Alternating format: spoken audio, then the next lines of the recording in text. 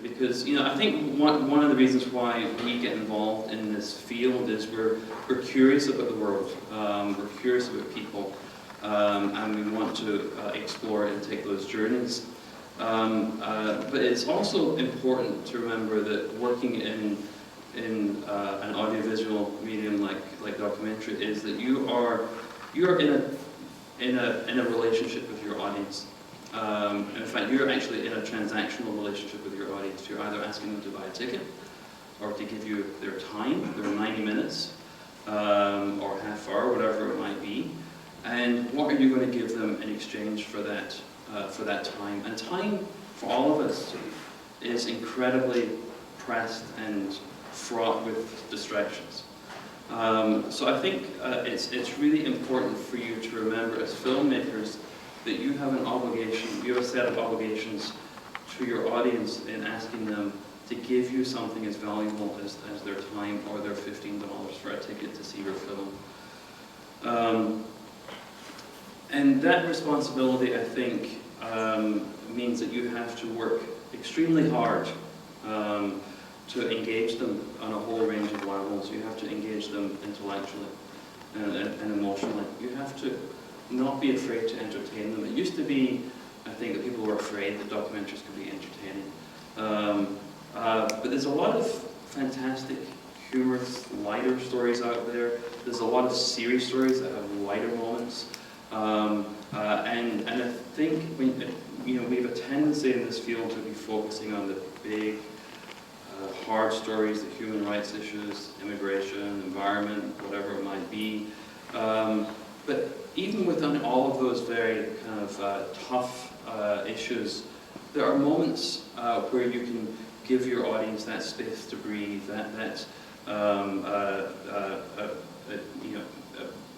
time to kind of catch their breath, to give them the strength to continue with them as you're taking them on this journey.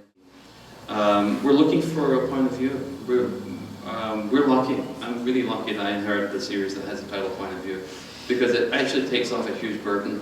Because I can always cite it. It's a point of view film. I don't have to have the other side.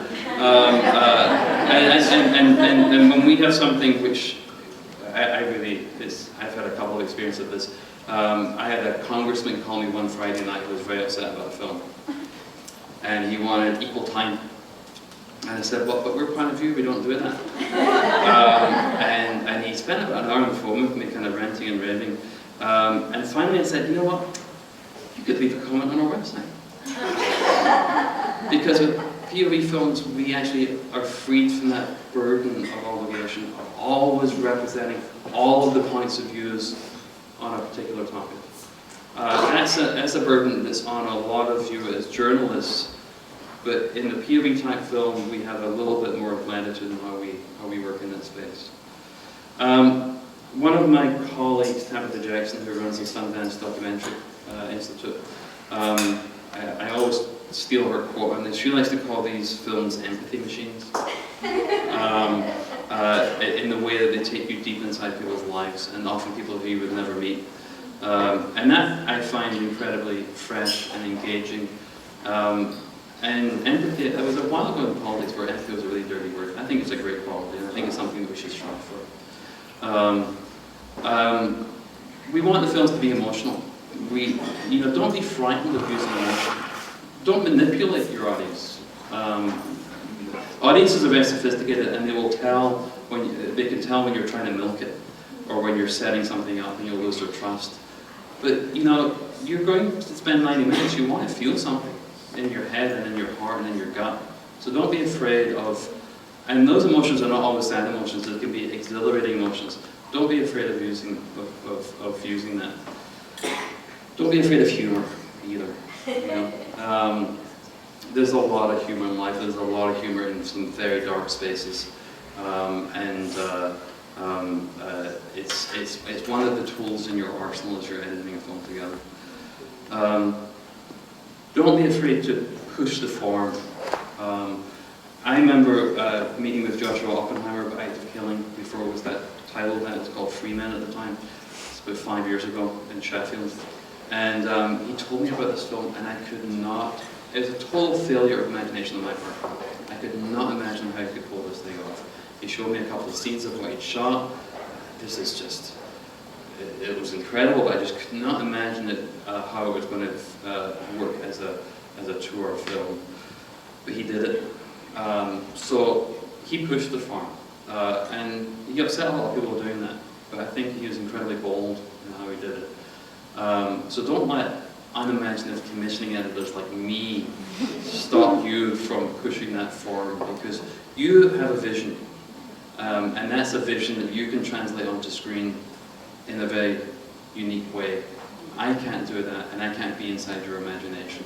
So you have to be patient often with people in the industry who don't have your imagination, but don't let that stop you from exercising it. Challenge your perspective and challenge your audience's perspective. You know, don't be afraid to ask hard questions. Question your assumptions going into a film.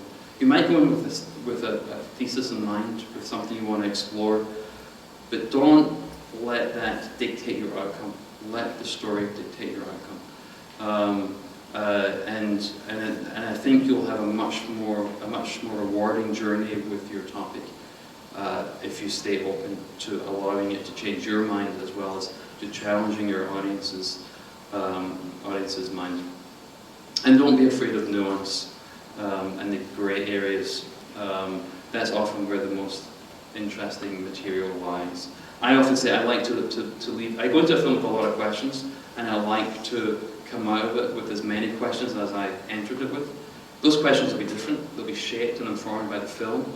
But I don't want it to answer everything for me. I want it to spur me to investigate more of the world, to keep me curious about something. And I just want to wrap up with a little anecdote about Marshall Curry, who I've known for many years now. I'm a big fan of his work. I interviewed Marshall a few years ago, and Marshall studied theology. He didn't study film, he studied theology. And one of his fellow students said to him when they were graduating, you know, when I started my studies, I had a lot of doubts and I had many questions. And now I'm graduating, I still have as many doubts and have as many questions as I had before, but now at a higher level. And I think that's what you want to do with your films, is that you want to take people on a journey that has them ask hard questions, but leaves them at a higher level than when they first went into it. So, thank you so much. And,